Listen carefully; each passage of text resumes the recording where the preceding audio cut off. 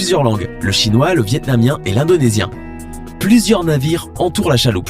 Un des bateaux a été identifié, il appartient à un homme du nom de Lin Yuchi, resté muet concernant son implication. À ce jour, les meurtriers n'ont pas été arrêtés.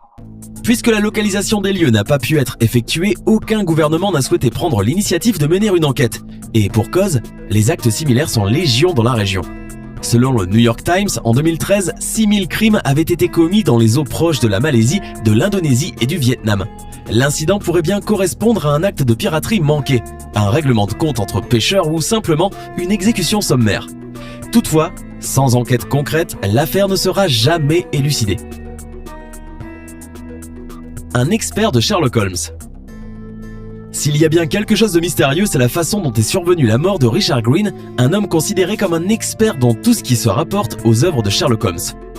Comme si cet intérêt pour le mystère, les détectives et les décès non résolus l'amenèrent à connaître lui-même une fin inexpliquée.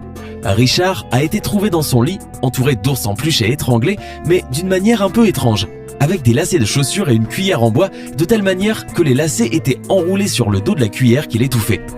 C'est bizarre car c'est très laborieux. Pour commettre un meurtre de cette façon, l'utilisation des lacets et de la cuillère montre qu'on avait improvisé. Mais entourer le corps avec des ours en peluche montre un certain orgueil. C'est comme si on ornait un travail. Pour quelqu'un qui est capable de décorer un cadavre, improviser avec la cuillère, ça ne colle pas. Peut-être que c'est aussi ce que se dit la police. Elle entra, le vit, prit les papiers et écrivit bien grand dans la partie « cause du décès, suicide ». Dans ces cas-là, qui ne sont pas très clairs, c'est souvent ce que la police met par défaut, sans plus. Après la parution du rapport médico-légal, on affirma rapidement que cela était assez compliqué, pour ne pas dire impossible.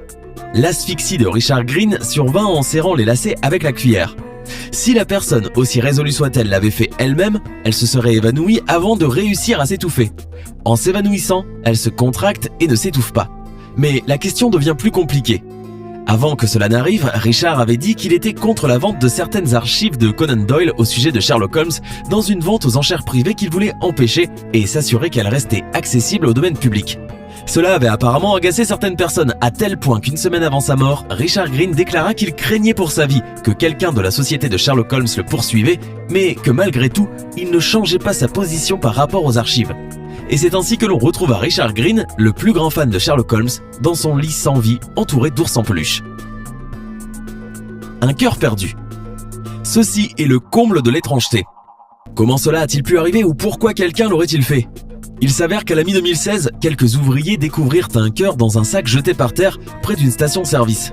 Un cœur que l'on n'avait même pas pris la peine de cacher le moins du monde. Bien, que faisait-il là ? Norwalk, un village du Connecticut où cela